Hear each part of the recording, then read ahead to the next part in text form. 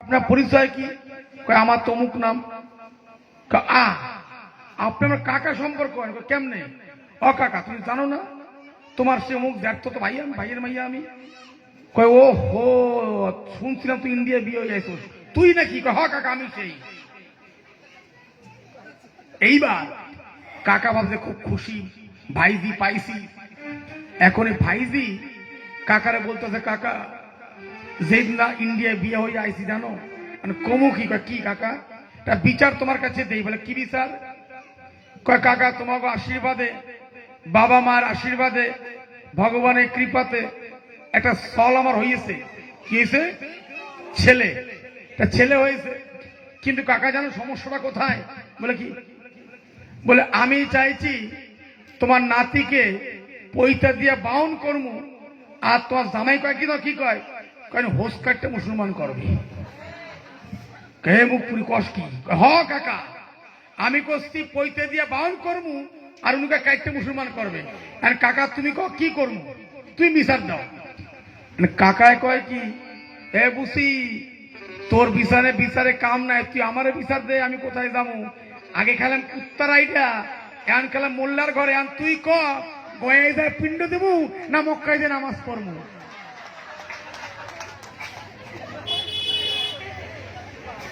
সোয়া খাবে না? হ্যাঁ, সোয়া খালি দাঁত তলি যাবে বলে না? হ্যাঁ ধর না, ছবি না, খবরদার, ভগবান খাবে না।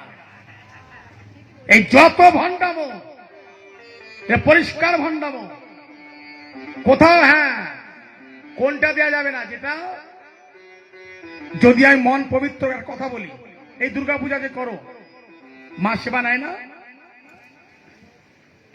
কি মা? মা নেয় তো। যদি দুর্গাপূজা মা তোমাদের ভক্তদের নিয়ে আর সেবা না নিত, গ্রহণ না করতেন, তাহলে পূজা হতো? হ্যাঁ, আরে ভগবানের সেবা আমি দেব। দীক্ষা আমি নিয়েছি কি দীক্ষা না নিয়েছি ওটা পরের বিষয়, আমি গুরু আশ্রয় করেছি কিনা পরের বিষয়। আর এটাও জেনে রেখে দাও, যখন তোমায় কোনো গুরুদেব বলবে দীক্ষাটা আজকেই নিয়ে নাও, বাবা ডালমে কুচ, কানের মধ্যে ফিস ফিস মাছ গেলে, কানের মধ্যে ফিস ফিস মাছ গেলে চান্দা দিস। তার থেকে জীবনে গুরু করে না, কোনো পাপ নাই। আমি বলে যাচ্ছি, আমি বলছি জীবনে গুরু করো না, কোনো পাপ নেই। মাতা পিতাকে গুরু বরণ করো, মাতা পিতাকে যোগ্য সম্মান দাও। যে গুরু তোমাকে জগতে নিয়ে এসছে তার সেবা পূজা করো। আজকাল দেখা যায় মাতা পিতা দাঁড়িয়ে আছে, গুরুদেব বাড়ি এসছে, প্রভু বাড়িতে এসছেন, মহারাজ বাড়িতে এসছেন, গোসাই বাড়িতে এসছে, সুন্দর সোফায় বসিয়ে কাঁসার থালায় তেল মালিশ করে, হ্যাঁ ঘটি দিয়ে জল টল ধোয়াইতে এমন ধোয়ালো মালিশ করে, চরণ জল করতে হয় না, খাতি হয়, আবার খাচ্ছে, মানে স্বর্গে যাবে আর কি ওই চরণ ধোয়া জল খেয়ে। যদি প্রশ্ন করা হয়, ও বন্ধু, যে গুরু তোমাকে জগতে আনলো, তুমি তার পা ধোয়া জল কবার খেয়েছো? প্রশ্ন আসবে না? আসবে তো। তাই বলছে মাতা গুরু, পিতা গুরু, গুরু জ্যেষ্ঠ ভাই, তার থেকে অধিক গুরু ভজন করিলে পাই। ওরে পাগল, যদি তাই না হতো তাহলে কার্তিক আর গণেশ তো পরিক্রমা করতে গেছিল। হ্যাঁ, কার্তিক বিশ্ব ব্রহ্মাণ্ড ভ্রমণ করছে, আর গণেশ করলো কি? ওই মাকে 108টা পরিক্রমা করে মার কোলে বসে গেল। মা বলল কি, ওরে কার্তিক শোন, এখনো তোর ভুল চিনতে পারিসনি, তুই বিশ্ব ব্রহ্মাণ্ড ভ্রমণ করতে গেছিস, তোর জীবনে কিছু হবে না, তুই অহংকারই শেষ হয়ে যাবি। সবার প্রথম কার পূজা হবে? গণেশের পূজা হবে। অত সহজ নয় বাবা। হ্যাঁ, সম্মান অবশ্যই করো। মহাপ্রভু কি বলেছেন? যার কপালে তিলক দেখবে, কণ্ঠে তুলসী, তাকে শ্রদ্ধা সম্মান করো। তা বলে এটা নয় নিজেকে জাহির করো আমি বৈষ্ণব, আমি সাধু, আমি জ্ঞানী, আমি পণ্ডিত, এটা নয়। আমার যদি ভক্তি শ্রদ্ধা থাকে, শোনো, যদি মনের মধ্যে কপট থাকে, তাহলে তুমি যতই তুমি ওগুলোকে মেনে চলো, ওই ধরবো না, ছোবো না, খাবো না, ভগবানের প্রসাদ ছাড়া হবে না, ওটা খেলেও তোমার কিন্তু অম্বল গ্যাস হয়, পাতলা পায়খানা হবে, এটা নিশ্চিত। কি ভুল বলছি নাকি? যদি মন পরিষ্কার থাকে, যদি আমার গুরুর কৃপা থাকে, যদি আমার ভজনের জোর থাকে, যদি আমার মাতা পিতার আশীর্বাদ থাকে, তাহলে হজম আমার হবে, কোনো ভয় নাই। আই ভজন না করি, সাধন না করি, গুরু কৃপা না থাকে, গোবিন্দ কৃপা না থাকে, তাহলে প্রসাদ খেলেও আমার কিন্তু পাতলা পায়খানা হবে, এতে কোনো সন্দেহ নাই।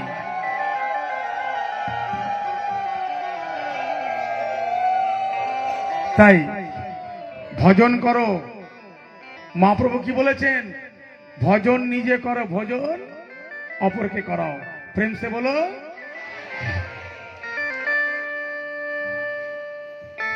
এটা তোমরা এখন বিচার করো নাকি? করো না তো? না না, সুভাষ গ্রামবাসী খুব ভালো মানুষ। যাই হোক, এইবার সুখদেবজি বলছে, রাজেন, আজ ভগবান এইভাবে জীবকে শিক্ষা দিয়ে, এবার সেই হঠাৎ মনে পড়লো মুরলি তান করছেন, ধ্বনি করছেন। কেন? না শ্রীমতী রাধারানীর কৃপা নেওয়ার জন্য। ভগবান মুরলি ধ্বনি করছেন, আর শ্রীমতী রাধারানী কোথায় বসে? বর্ষণায় বসে তার শুনতে পাচ্ছেন। তিনি শ্রবণ করে এবার সাক্ষাৎ কিভাবে করবে, কোথায় সাক্ষাৎ হবে? যদি কেউ বৃন্দাবন যেয়ে থাকো, দেখবে নন্দগ্রাম আর বর্ষণা ঠিক তার মধ্যেখানে জায়গায় সংকেত বন। কি বন? সংকেত বন।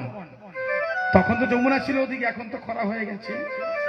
সেই সংকেত বনে আমার রাধা এবং গোবিন্দের সাক্ষাৎ হতো।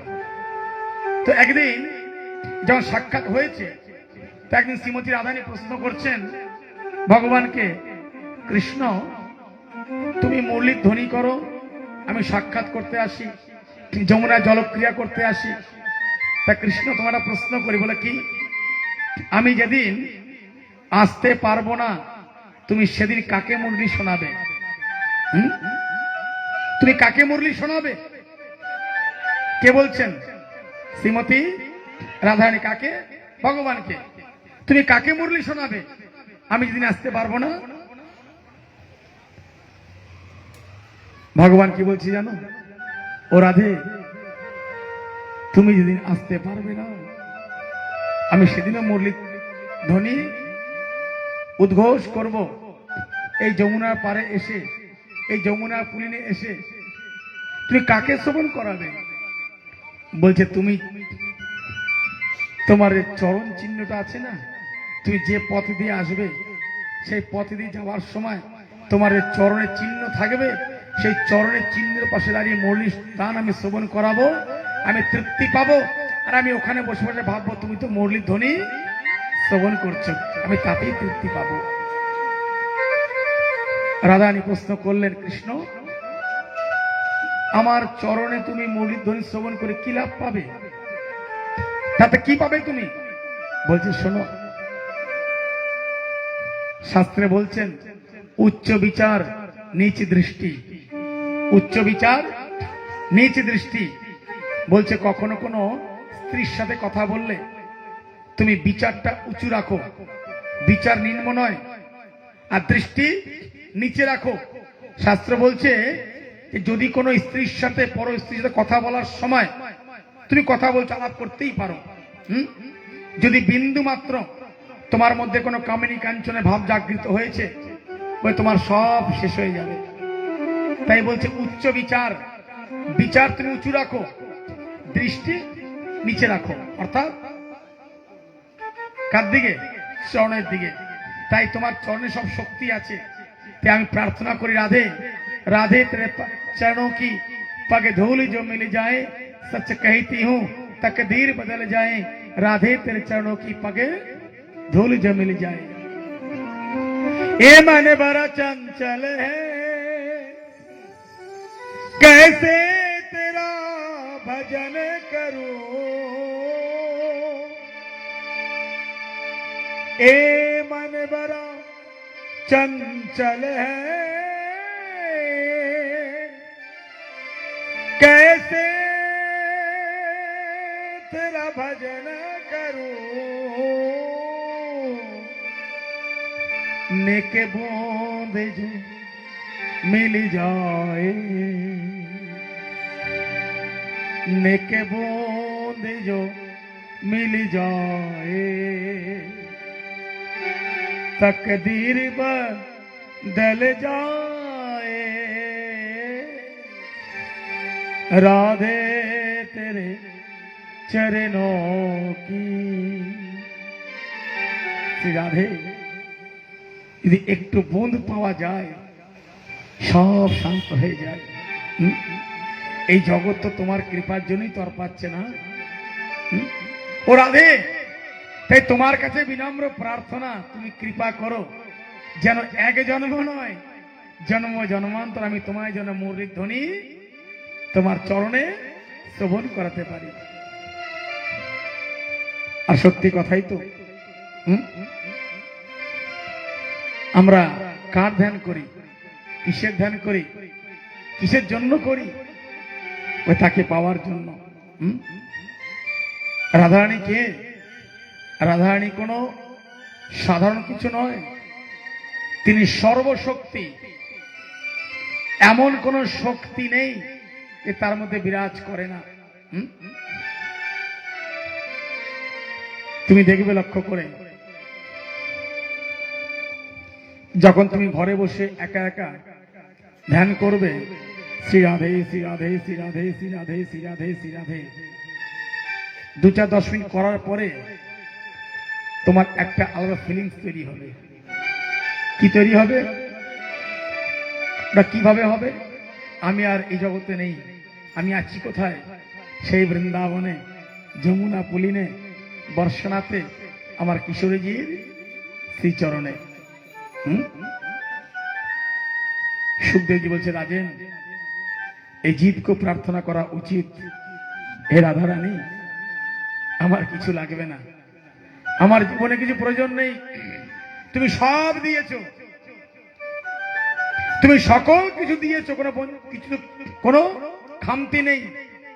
কিন্তু খামতি আর কমতি একটা বস্তুতে আছে, বলে কি? তোমার যুগল চরণে কৃপা। তাই রাধে গো, জীবনে যত প্রকার শাস্তি আছে দাও, যত প্রকার দুঃখ বেদনা আছে দাও, সহ্য করব, কিন্তু যেন যুগল চরণ আমাকে ছাড়া করে দিও না। তার থেকে বড় দুঃখ আর কিছু হতে পারে না। আজ এইভাবে ভগবান মুরলীর ধ্বনি শ্রবণ করিয়ে রাধারানীকে প্রার্থনা করলেন, প্রার্থনা করে ফিরে গেলেন। হঠাৎ একদিন সকল গোপীরা একত্রিত হয়ে প্রার্থনা করছেন যে দেখো, আমরা যার সাথে প্রেম করলাম, কার সাথে? কৃষ্ণের সাথে, তো আমাদের মনে বাসনা বা ইচ্ছা একটু তার সাথে নিত্য লীলা করব। আস্তে এবার একটা জিনিস জেনে রেখে দাও, আজকে ভগবান যত লীলা করেছেন, যত লীলা করেছেন কোন সংখ্যা নেই। ভগবান অনন্ত, তার নাম অনন্ত, তার লীলা অনন্ত, তার ধাম অনন্ত, তার নাম অনন্ত, তার রূপ অনন্ত, সবই অনন্ত, কোন সংখ্যা নেই। আজকে যে সুখদেবজি বলছে, রাজেন, গোপীরা প্রার্থনা করছেন যে দেখো, আমরা তাকে পাবো, তিনি কথা দিয়েছেন, আমরা তাকে পাবো, তিনি আমাদের পাবে। তাহলে পেতে গেলে কি করতে হবে? বলছে পূর্বের নিয়ম ছিল যে কিছু শুভ কর্ম করতে দেবী পূজা করতে হয়, জানা আছে তো? তোমাদের প্রথা আছে কিনা জানি না। আগেকার নিয়ম ছিল বাড়িতে কোনো বিবাহ হলে তার পূর্বে দেবী পূজা করতে হতো, আছে না? কেউ কালী পুজো করে, কেউ ওটাই বেশি করে, যে কোনো দেবী পূজা। এখন ব্রজের গোপীরা ভগবানকে পাবার জন্য যোগমায়া যোগেশ্বরী ধ্যান করছেন। কিভাবে? মা যোগেশ্বরী যোগমায়া তুমি কৃপা করলে তুমি যোগাযোগ করিয়ে দিতে পারো। এই ভাবনা নিয়ে আজ সকল গোপীরা রাজেন যোগমায়াকে প্রার্থনা করছেন। কাত্যায়নী মহামায়ে মহাযোগে নদীশ্বরী नंदे गोपो सुते देवी पति में कुरुते नमः। कात्यायनी महामाये महाजोगे नदीश्वरी नंद गोपो सुते देवी पति में कुरुते नमः। सकल गोपीरा মায়ের কাছে প্রার্থনা করলেন।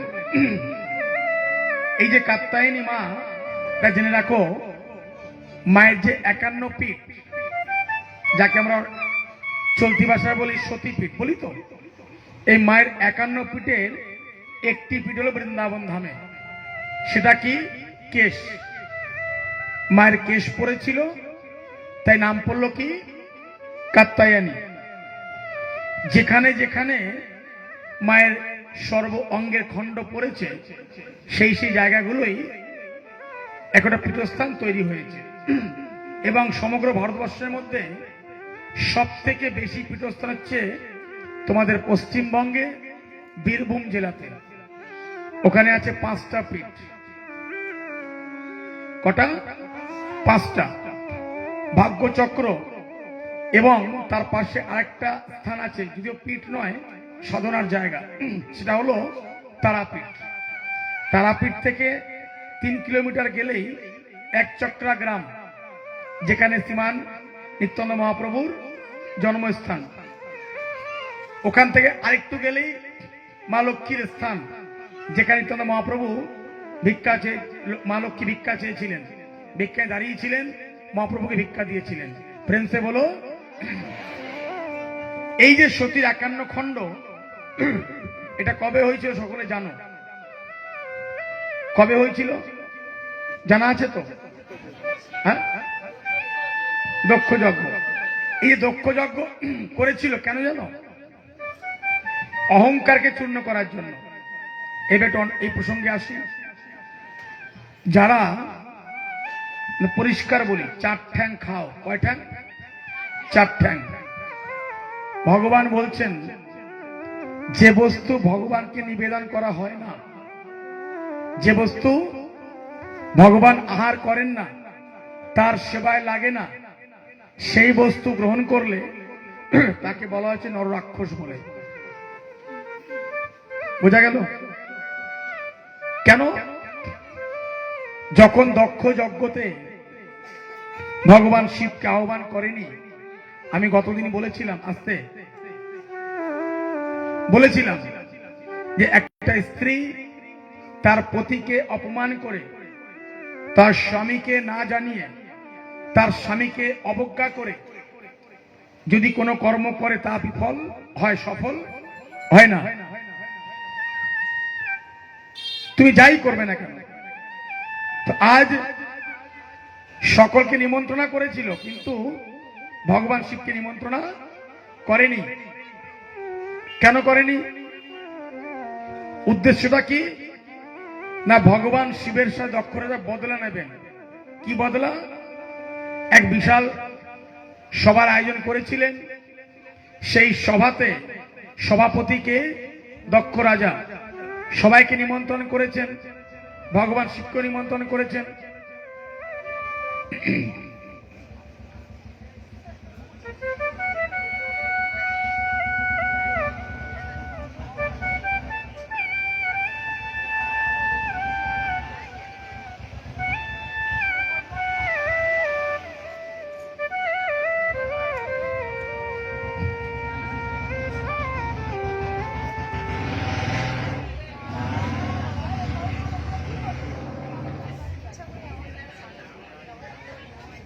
ধন্য ভাইয়া, চলো। জয়সে হারি ইচ্ছা। যাই হোক, কি বলছিলাম জানো? দক্ষ। এইবার দক্ষরা যখনকার রাজা, অপরাধ কি ছিল ভগবান শিবের? ভগবান শিব সবার শেষে গেছেন, গিয়ে তিনি কাউকে প্রণাম আর করেননি। তিনি তার সিংহাসনে বসেছেন, এবার সবাই ওনাকে প্রণাম করছে। দক্ষ রাজা চিন্তা করলো মনে মনে, এই সবার রাজা হচ্ছে আমি, সবাই আমাকে প্রণাম করছে, আর ওই এক আপদ শ্মশানে পড়ে থাকে, ভাঙ বটুরা খায়, আমি আমার মেয়ের জীবনটা শেষ করে দিলাম। হ্যাঁ, দেখো কোন সভ্যতা নেই, ভব্যতা নেই, আমায় প্রণাম করলো না, আমাকে অপমান করলো শ্বশুরের। এই ভেবে নিয়ে দক্ষ রাজা ভাবে বদলা আমি নিয়েই ছাড়বো। এই বদলা নেওয়ার জন্যই তিনি করলেন কি, এক যজ্ঞের আয়োজন করলো। এই স্থানটি কোথায়? হরিদ্বারে, কঙ্খলে। যারা যাবে দর্শন করে আসবে। এইবার সেই যজ্ঞের আয়োজন করলেন। ওই যজ্ঞেতে সবাইকে নিমন্ত্রণ করেছে, কিন্তু সতীকে, পার্বতীকে নিমন্ত্রণ করেননি। অপমান প্রতিশোধ নেওয়ার জন্য। কথায় বলে না, ভগবানের কখনো প্রতিশোধ নেওয়া যায় না। সবাই যাচ্ছে, মা পার্বতী কিন্তু যায়নি। যখন নারদজি বললেন, দেবী তোমার নিমন্ত্রণ নেই মা, বলছে না, আমায় নিমন্ত্রণ করেনি। শোনো, তুমি বাবাকে পারমিশন নিয়ে তুমি চলে এসো। মা পার্বতী করলেন কি, ভগবানকে প্রশ্ন করছেন, প্রভু বাবার তো বয়স হয়ে গেছে, এখানে শিক্ষা নাও। মায়েদের বলছি কি করা কর্তব্য, কি করা প্রয়োজন। মা পার্বতী বলছেন ভগবান শিবকে, প্রভু বাবা তো বয়স হয়ে গেছে, হয়তো ভুলে গেছে, বোধগম্য তো নেই, বৃদ্ধ হলে যা হয়। তো বাবা বিশাল যজ্ঞের আয়োজন করেছে, আমরা যাই, আমি যাই। ভগবান শিব অন্তর্যামী, তিনি সবই জানেন। বলছে, শোনো দেবী, নিয়ম হচ্ছে বিনা নিমন্ত্রণে অনুষ্ঠানে গেলে অপমান হতে হয়। যেখানে স্বামীর সম্মান নেই সেখানে তোমার যাওয়াটা একদমই উচিত নয়, তাই তুমি যেও না। আবার পার্বতী বলছেন, না না, যাই না, যাওয়া উচিত, যেও না, যাই না, যেও না। যখন 3 থেকে 5 বার যাও না, যেও না বলা হলো, মা পার্বতী ওনার আদেশকে অমান্য করে, আমি চললাম, তুমি যাও চাই না যাও। ভগবান শিব কি বললেন, যাও। এই যে যাও বলে দিল, সেদিন থেকে আজও প্রথা, যখন কোনো ব্যক্তি বাড়ি থেকে বেরোয়, সে বাড়ির লোককে বলতে নেই যাও, কি বলতে হয়, আসো। এসো মানে ফিরে এসো, যাও মানে যাও। শব্দটা কি হলো, অমঙ্গল হয়ে গেল। যাও। ভগবান তো জানেই অন্তর্যামী। সতী পৌঁছালেন যজ্ঞক্ষেত্রে, সবার আসন রয়েছে, কিন্তু ভগবান শিবের আসন সেখানে নেই। কিন্তু যজ্ঞের মালিক কিন্তু ভগবান শিব স্বয়ং। ওই দেখে মা পার্বতী লজ্জিত হলেন। সবাই সবার সাথে আলাপ কথাবার্তা বলছেন, কিন্তু মা পার্বতীর সাথে কেউ কথা বলছে না। এমনকি তার পিতাও না। তার মা বলছেন, তুই কেন আসলি বেটি, যখন তোকে নিমন্ত্রণ করেনি, তোর আসার প্রয়োজন কি ছিল? কে বলছেন? মা। মা সত্যি চিন্তা করছে মনে মনে, সত্যিই তো আমি স্বামীর কথা অমান্য করে এসেছি। এই ভেবে নিয়ে ক্রোধিত হয়ে তখন তিনি, তার দেখবে অনেক মহিলারা ওই রেগে গেলে আঙুল দিয়ে মাটি খোরে না, মাটি গজরায় না। আজ মা পার্বতী ক্রোধিত হয়ে অগ্নিকে আহ্বান করলেন।